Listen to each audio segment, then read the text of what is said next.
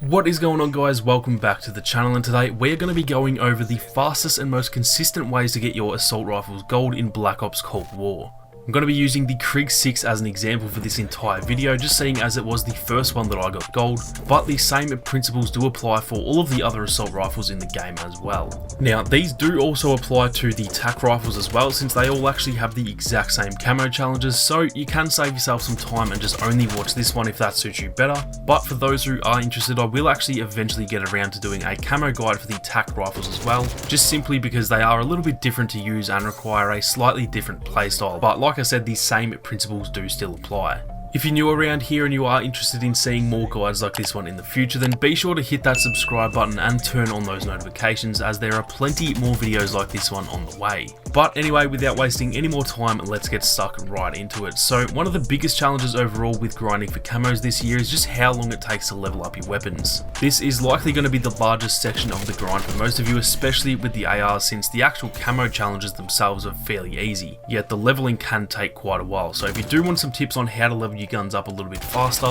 then be sure to check out my video on that, which will be linked up in the top right, as that should help you guys out a heap when it comes to leveling up your weapons. Now, starting off with the sprays, these are essentially not even necessary to focus on, just because to actually max out the weapon and get the final camos unlocked, you're going to probably need roughly 600 to 800 kills at the very least to get that done, and you only need 300 kills to unlock these camos, so these are honestly just going to happen as you go, and early on when you're trying to level the gun up, you'll likely just get them done super fast anyway. Moving on to the stripes, these require a total of 100 headshots to unlock all 5, and similar to the previous camos, these will just kind of happen as you play. However, most of the other classes only require around 25 to 50, so I actually did find myself actively just going for headshots just to speed it up. You can see in some of this gameplay that I'm often actually aiming straight for the head in a heap of these gunfights, which is sort of high risk, high reward, because it's obviously much harder to hit that target, but if you do hit your shots, then you're actually not going to lose many gunfights at all. So early on in your grind, even when you're just leveling these guns up, I'd actually recommend actively going for headshots until you get 100 of them, because it does take a little bit longer with the assault rifles.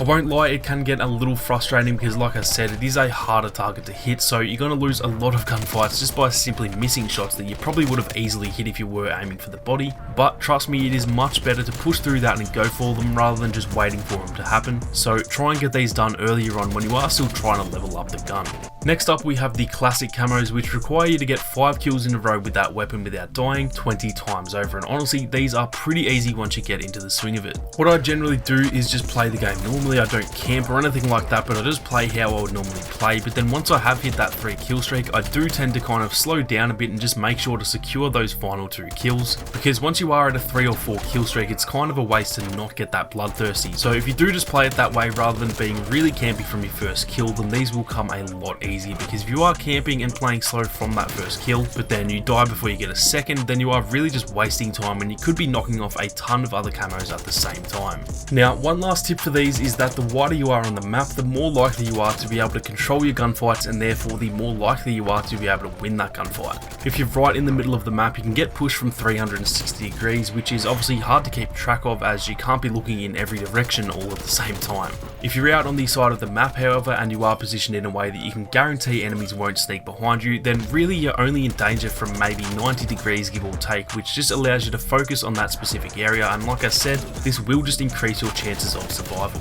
Moving on to the geometric camos, these just require a pretty easy 50 long shot kills with that weapon. Now, the long shot distance for the ARs is 41 meters or beyond, and a little tip for you guys is that in the combat record, when you're looking at each specific gun, it actually says that long shot distance up there in the top right, in case you're ever curious. Obviously, with an assault rifle, you're just going to get a lot of long shots anyway, since they are very decent at that range. So this one kind of just happens. However, if you are trying to speed it up, what you can do is use the ping system, which is done using left on the D-pad. And by doing that, you can see how far away you're looking in order to figure out if it will or won't be a long shot. If you're finding this one hard in multiplayer, then again, combined arms might be a solid choice, since the maps are much bigger and therefore there's a lot more opportunities to get those long shots. Or you can even play hardcore and essentially use the AR as a sniper, because ARs are a one-shot kill to the body in hardcore. So that is another very useful alternative. Moving on, we have the Flora camos, and these require 75 kills on enemies who are detected, stunned or blinded by your kill streaks, equipment or field upgrades.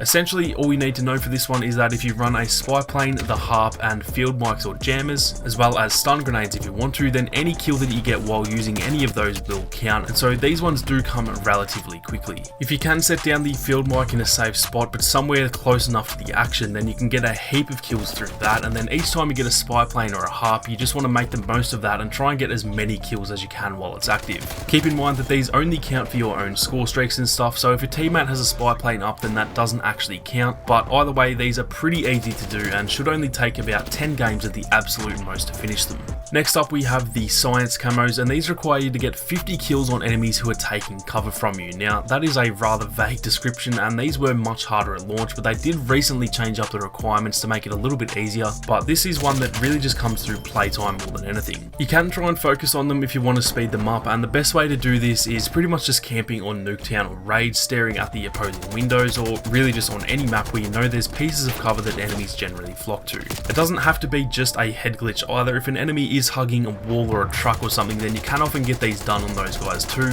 but the smartest play is just aiming for anywhere that there's a head glitch in order to get them done as fast as possible.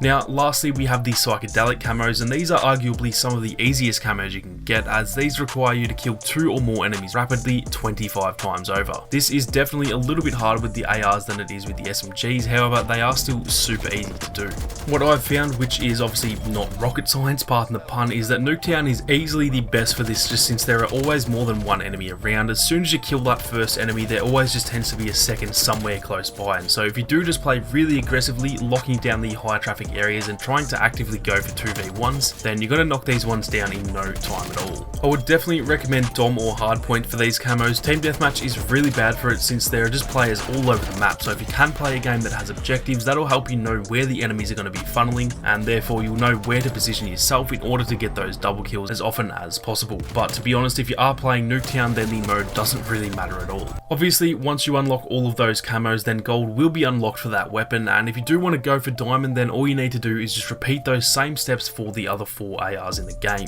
Keep in mind there are actually 6 now with the Groza being added, however you only need 5 out of the 6 to be gold in order to get diamond, so just skip whichever AR you like the least and focus on the other 5 if you are going for diamond or DM Ultra. That is going to do it for this one though guys. If you enjoyed the video, then be sure to leave a like down below, and if you are new, then consider subscribing to the channel with those notifications on. I have already done one of these guides for the SMGs, snipers, knife and the launchers, and I will be doing more for the pistols, LMGs, shotguns and all that good stuff, so be sure to keep your eyes peeled for those ones if you are going to be grinding away at dark matter. Thank you all very much for watching, and I will catch you guys in the next one. Peace.